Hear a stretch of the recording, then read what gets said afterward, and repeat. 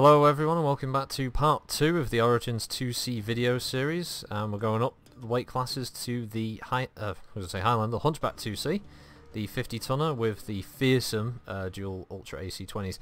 Now, just a quick point out, I hate these barrels sticking out of it. I think they're totally unnecessary. They look like a pair of tits with erect nipples sticking out the side of the head. It looks fucking ridiculous. But outside of that, the rest of the mech looks pretty cool, and yeah.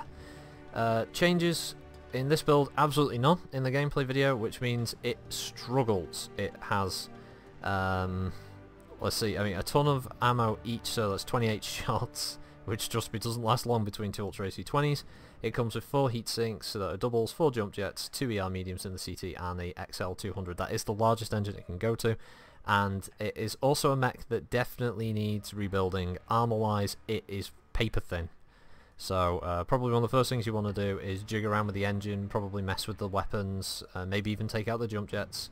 It already comes with structure as endo, and already comes with double heat sinks. I would not recommend, if you're going to run a dual Ultra AC20s, do not drop the heat sinks to singles. You want to try and get as many heat sinks of this thing as possible, but the problem is it already has the, it doesn't actually have the largest engine it can carry, but it's probably the lightest engine that it could carry. It's already very slow at 64 kph. So a bit of like messing around will get you this mech into a nice sweet spot. As stock, it's good in very specific circumstances. So I'll leave you with the gameplay. I'll see you after the jump. Right, so here we go. Hunchback 2C footage in game.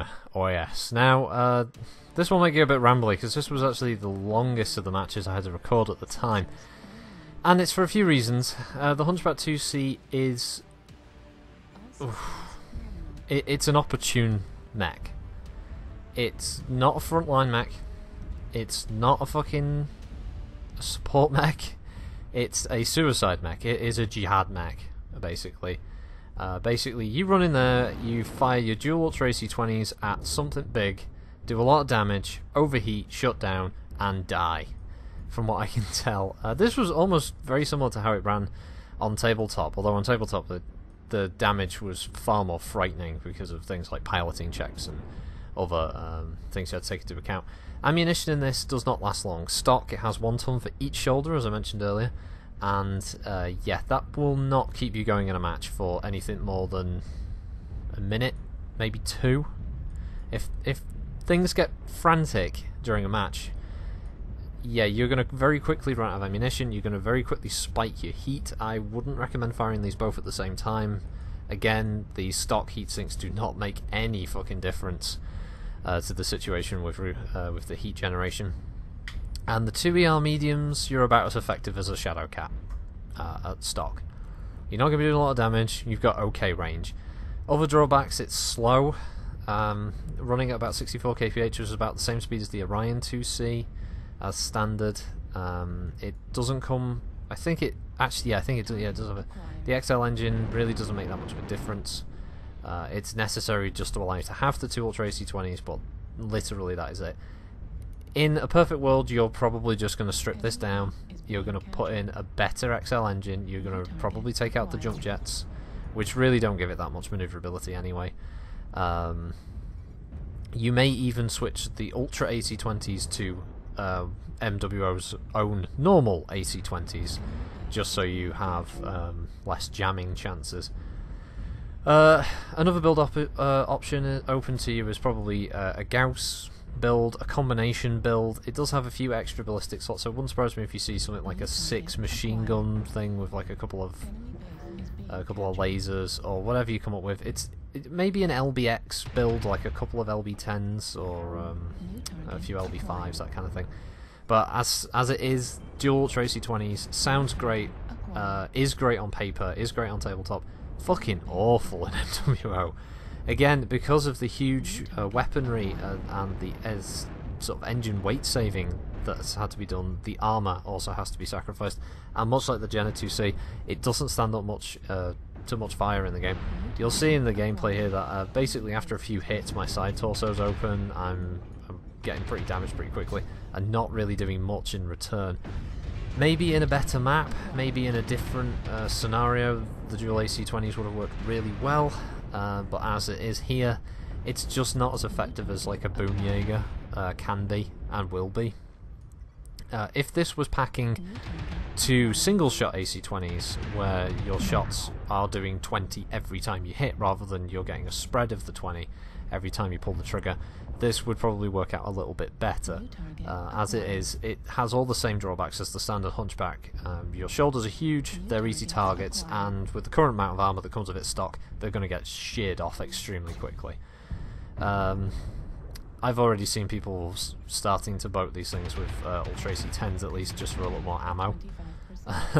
And probably being able to give you a better engine. The engine is definitely of a major concern, given the weight of the mech. Positives then, it's going to be a great ballistics, but once people get used to it and they find a build that's going to work, it's going to be very effective. It's going to be a great mid-range ballistics mech for clan players, which, let's face it, they haven't really had any good ballistics mechs in the medium category. I mean, the Ice Ferret's got maybe a ballistic slot or two. The Storm, I think there's a Stormcrow variant that can carry an LB-20, but nothing that's really dedicated to that role, and that's what this does for you if you like your medium mechs. It's nice that it has jump capability. Again, when you've got the speed, the ability to jump around is going to come in handy. But yeah, if you're gonna run it like I do, and I don't recommend that, to be honest, I'm gonna struggle to get this thing up to mastery ranks. I'm gonna have to mess around with the engine or some combination of stuff just to get enough ammo for the Ultra AC-20s. But yeah, if you take out the 4 jump jets that it comes with, I think they're all in the legs, you should be able to save about 2 ton, so you can probably squeeze in an extra ton each of Ultra AC-20 ammo, and possibly up the armour. I'd probably go that route actually. 2 tons of extra armour and 2 tons of ammunition. It's probably going to save you a lot of headaches, especially when you actually have a bit more longevity going into the match. To give you an idea, I think the armour count on the stock version, I think the max it can have is like 200 and something points of armour, and I think it's got like 130 odd, which is roughly a light mech in weight and armour points, which isn't great. Again, if this could be played to its strengths, which is move to a point, wait for the fight to start, don't get involved, then when the big mechs who are all opened up turn up, you just fucking lay into them, you will tear them apart. Don't ever run this thing in straight. If you're going to run it with the dual AC-20s, don't run straight into a fight. You're going to want to be the guy who's kill stealing, or kill confirming if you want to call it that way. You don't want to be the guy in the front line, because you will just become an immediate bullet magnet, laser magnet, whatever. But yeah, outside of that, the arms are kind of superfluous. They have the heat sinks in, which is important for the Ultra AC-20s, so stripping the armour off the arms is a weight saving measure, but then you risk all your... let's face it, with no armour your arms are going to explode very quickly, and you're going to run out of heat sinks to cover the Ultra AC-20 heat.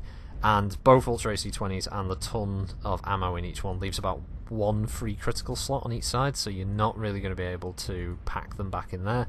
There's not much in the way of engine space for heatsinks either, so you really, really do need to actually keep the armour on the arms. Legs, maybe not so important, but still, I wouldn't ever recommend putting ammo in there, even if you do remove the jump jets, especially with the propensity for some comp players to just always go for legs, especially if that's where where ammunition is kept. Get my words mixed up now.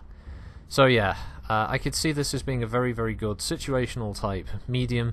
It's going to work well for people who want to rebuild it to be a bit more toward their playstyle, which I imagine is going to be brawly, but not quite so wet paper bag kind of reality of it. Now, the end of this match, this will be the longest video, and I'll tell you now, it is a win, but it's a bit of a limp, pathetic win. It pretty much comes down to a peekaboo match with an Atlas, and with my 2ER mediums and some poor bastard in a leg blight, and I'll just leave you with these bits now. You can watch how that ends. It's kind of It's like watching it's like watching old people fuck. It's extremely slow, painful, and not really worth the effort. So yeah, thanks for watching, everybody. Have a good one. Critical Rocket signing out.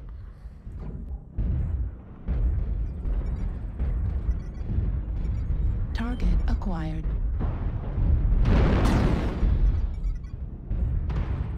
New target acquired.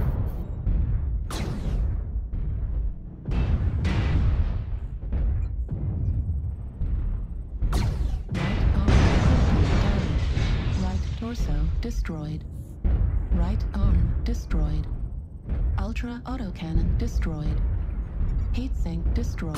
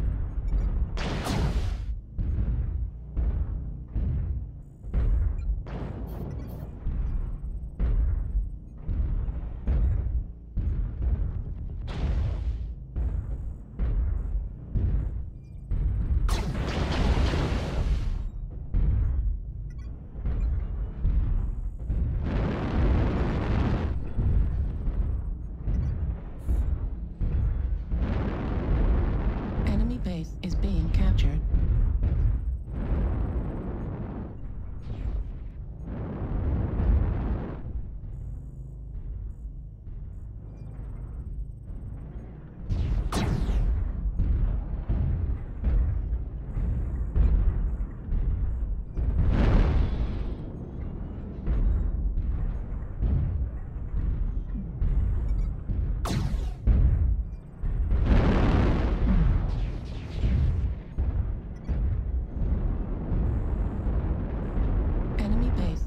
Captured.